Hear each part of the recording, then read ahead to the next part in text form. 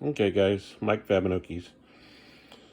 We got the first coat of JB Weld done on the shifter base, and it's a little lumpy, but it got all the holes pretty much filled. Now I'm going to take a flap disc to it and smooth it out, and then any still low spots I'll fill in more with JB Weld, and then flap disc it a second time, and we should be done. Anyway, here we go. Okay, this is after I flap disked it the first time,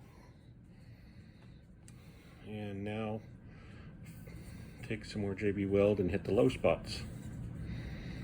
Let it cure up a day or two, and then flap disc it one last time before we start reassembling it.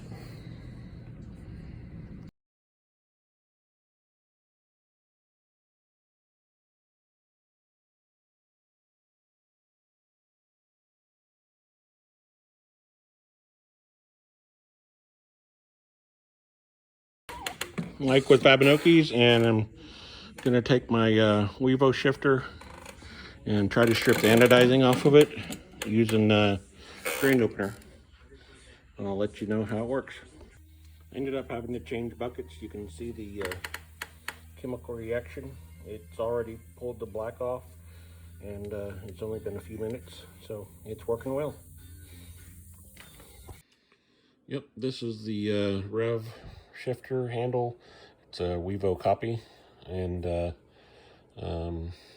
came out nice, taking the anodizing off. Came out good. Okay, I'm done with the REV shifter for the 915 gearbox.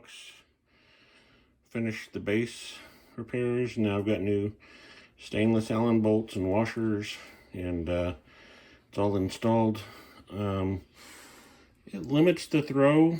So far it's not installed in the car, of course, so I don't know exactly yet, but I was kind of thinking it was going to be more like the WEVO as far as staying centered in the shift base, and it doesn't really do that, so I'm not totally sure if I'll like it or not. Excuse me. But so we'll see. We'll install it in the car, see what happens with a new ball cup bushing on the bottom and a new shift shaft bushing. And then I have the Stromsky Racing rear shift linkage to the transmission. So we'll install all that next video and see how it goes. And if not, I'll just throw this one to the side and get a WEVO. Anyway, thanks guys. Please like, share, comment, and subscribe.